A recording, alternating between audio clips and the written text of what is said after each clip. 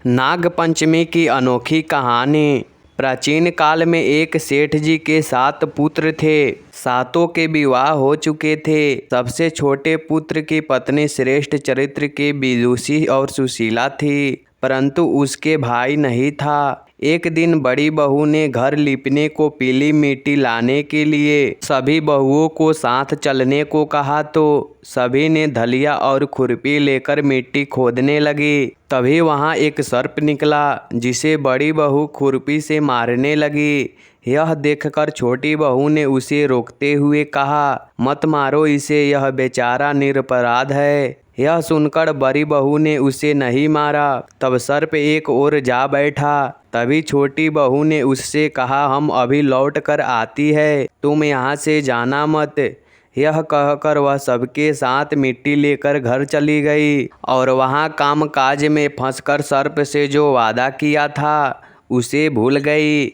उसे दूसरे दिन वह बात याद आई तो सबको साथ लेकर वहां पहुंची और सर्प को उस स्थान पर बैठा देखकर बोली, सर्प भैया नमस्कार। सर्प ने कहा, तुम भैया कह चुकी है, इसलिए तुझे छोड़ देता हूँ, नहीं तो झूठी बात कहने के कारण तुझे अभी डस लेता। वह बोली, भैया मुझसे भूल हो गई, उसकी क्षमा मांगती हूँ। तब सर्प बोला, अच्छा तू आज से मेरी बहन हुई और मैं तेरा भाई हुआ, तुझे जो मांगना हो मांग ले। वह बोली, भैया मेरा कोई नहीं है, अच्छा हुआ जो तू मेरा भाई बन गया। कुछ दिन व्यतीत होने पर वह सर्प मनुष्य का रूप रखकर उसके घर आया और बोला कि मेरी बहन को भेज दो। सबने कहा कि इसके तो कोई भाई नहीं था, तो वह बोला, मैं दूर के रिश्ते में इसका भाई हूँ, बचपन में ही बाहर चला गया था। उसके विश्वास दिलाने पर घर के लोगों ने छोटी को उसको साथ भेज दिया। उसने मार्ग में बताया कि मैं वही सर्प हूँ, इसलिए तू डरना नहीं और जहाँ चलने में कठिनाई हो वहाँ मेरी पूंछ पकड़ लेना। उसने कहे अनुसार ही किया और इस प्रकार वह उसके घर पहुँच गई। वहाँ के धन ऐश्वर्य को देखकर वह चकित हो गई। एक दिन सर्प की माता ने उससे कहा, मैं एक काम से बाहर जा रही हूँ, तू अपने भाई को ठंडा दूध पिला देना। उसे यह बात ध्यान नहीं रही और उससे गर्म दूध पिला दिया, जिससे उसका मुख बेहतर जल गया। यह देखकर सर्प की माता बहुत क्रोधित हुई, परंतु सर्प के समझाने पर शांत हो गई। तब सर्प ने कहा कि बहन को अब उसके घर भेज देना चाहिए।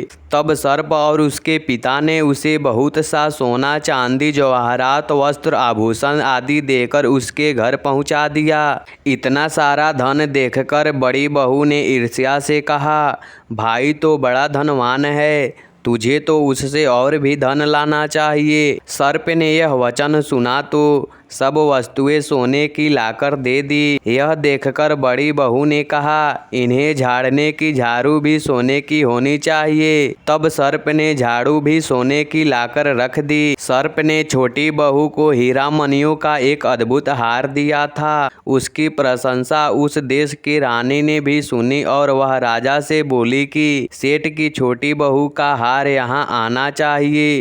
राजा ने मंत्री को हुक्म दिया कि उससे वह हार लेकर शीघ्र उपस्थित हो। मंत्री ने सेठ जी से जाकर कहा कि महारानी जी छोटी बहू का हार पहनेगी, वह उससे लेकर मुझे दे दो। सेठ जी ने डर के कारण छोटी बहू से हार मांगकर दे दिया।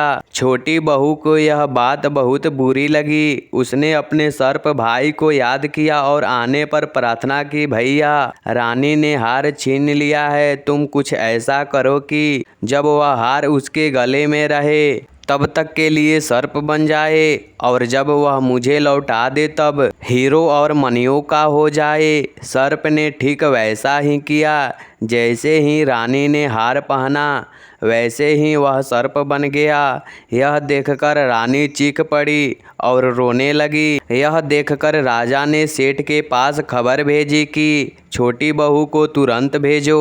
सेठ जी डर गए। राजा ना जाने क्या करेगा। वे स्वयं छोटी बहू को साथ लेकर उपस्थित हुए। राजा ने छोटी बहू से पूछा, तूने क्या जादू किया है, मैं तुझे दंड दूंगा। छोटी बहू बोली, राजन धृष्टता क्षमा कीजिए, यह हार ही ऐसा है कि मेरे गले में हीरो और मणियों का रहता है और दूसरे के गले में सर्प बन जाता है। यह सुनकर राजा ने वह सर्प बना हार उसे देकर कहा, अभी पहनकर दिखाओ। छोटी बहू ने जैसे ही उसे पहना वैसे ही हीरो मणियों का हो गया। यह देखकर राजा को उसकी बात का विश्वास हो गया और उसने प्रसन्न होकर उसे बहुत ही मुद्राएं भी पुरस्कार में दी। छोटी वह अपने हार और इन सहित घर लौट आई। इसको धन को देखकर बहू बड़ी ने ईर्ष्या के कारण उसके पति को सिखाया कि छोटी बहू के पास कहीं से धन आया है।